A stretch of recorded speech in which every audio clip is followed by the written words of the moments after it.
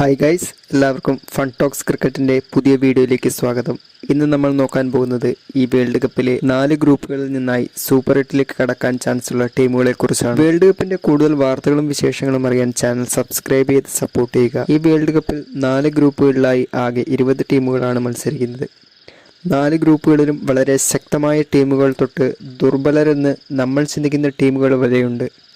Group എയിൽ ഇന്ത്യയോടൊപ്പം Pakistan, Ireland, Canada, America എന്നിവരാണുള്ളത്. അതിൽ താരതമ്യേന ഇന്ത്യയും പാകിസ്ഥാനും ശക്തരായ ടീമുകളാണെങ്കിലും അയർലൻഡും കാനഡയും അമേരിക്കയും താരതമ്യേന അട്ടിമറി സാധ്യത കൂടുതലുള്ള ടീമുകളാണ്. ഉദ്ഘാടന മത്സരത്തിൽ അമേരിക്ക കാനഡയും തമ്മിൽ ഏറ്റുമുട്ടിയപ്പോൾ ആതിഥേയരായ അമേരിക്ക വളരെ നിഷ്പ്രയാസം കാനഡയെ തകർത്തിരുന്നു. എന്നിരുന്നാലും ഒരു പ്രവചനമെന്ന നിലയിൽ ഇന്ത്യയും പാകിസ്ഥാനുമായിരിക്കും ഗ്രൂപ്പ് എയിൽ നിന്ന് സൂപ്പർ 8ലേക്ക് കടക്കുന്ന 2 ടീമുകൾ. ഗ്രൂപ്പ് ബിയിൽ ഇംഗ്ലണ്ട്, ഓസ്ട്രേലിയ എന്നീ വമ്പൻ ടീമുകളുടെ കൂടെ നമീബിയ, സ്കോട്ട്ലൻഡ്, ഒമാൻ എന്നീ ടീമുകളും ഉൾപ്പെടുന്നു.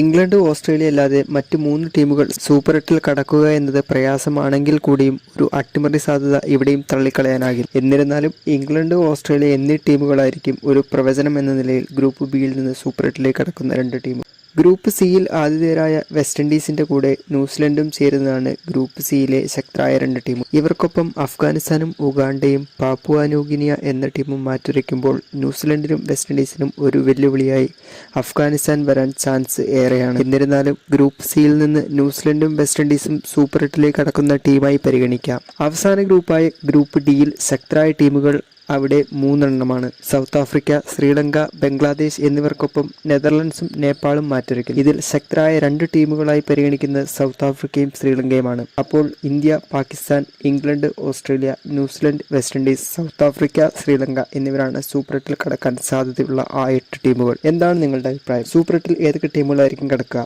അഭിപ്രായം കമന്റായി രേഖപ്പെടുത്തുക.